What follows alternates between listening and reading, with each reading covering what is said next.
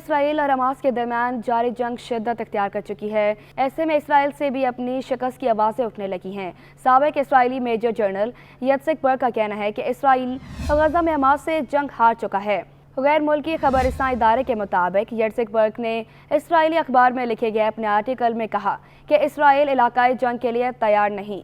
غزہ اور لبنان میں جو کچھ ہو رہا ہے وہ جلد یا بدیر آ کر ہمارے منہ پر پڑے گا۔ سابق اسرائیلی فوجی کمانڈر نے کہا کہ آپ زیادہ دیر تک لوگوں سے جھوٹ نہیں بول سکتے۔ اسرائیل خطے میں کسی بڑی لڑائی کے لیے تیار نہیں۔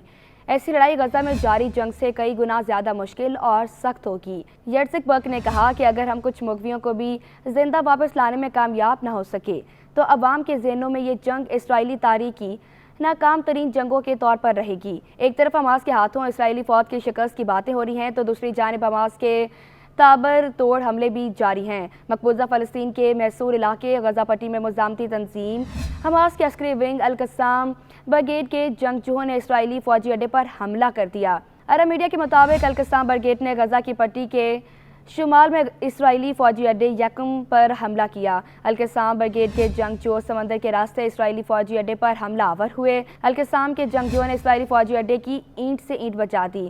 جنگجوؤں کے حملے میں کئی اسرائیلی فوجی ہلاک اور درجنوں زخمی ہو گئے، جبکہ جنگجوؤں نے متعدد فوجی گاڑیوں اور ٹینک بھی تباہ کر دیے۔ اسرائیلی فوج کی جانب سے یکم فوجی اڈے کے نزدیک مزاحمت کاروں کی موجودگی کی تصدیق بھی کی گئی ہے۔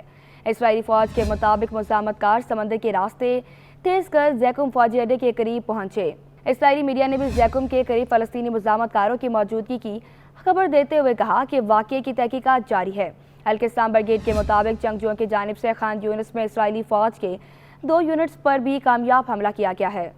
حملے میں متعدد اسرائیلی فوج ہلاک اور زخمی ہو گئے، جبکہ کئی اسرائیلی فوجی گاڑیاں بھی تباہ کر دی گئی۔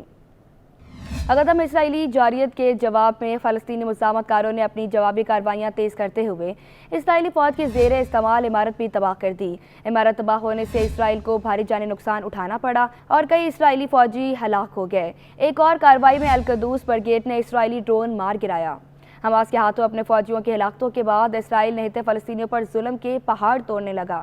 اسرائیلی فوج کی غزہ میں رہائشی علاقوں پر بمباری جاری ہے، جس میں مزید 90 سے زائد فلسطینی شہید ہو گئے۔ 7 اکتوبر سے غزہ پر جاری اسرائیلی حملوں میں کم از کم 31,490 فلسطینی شہید اور 73,439 زخمی ہو چکے ہیں۔ اسرائیلی فورسز نے غزہ کے الشفا اسپتال پر رات گئے چھاپہ مارا اور اسپتال کو گھیرے میں لے لیا۔ فلسطینی میڈیا کے مطابق اسرائیلی فوج نے الشفا اسپتال پر گولہ باری کی ہے۔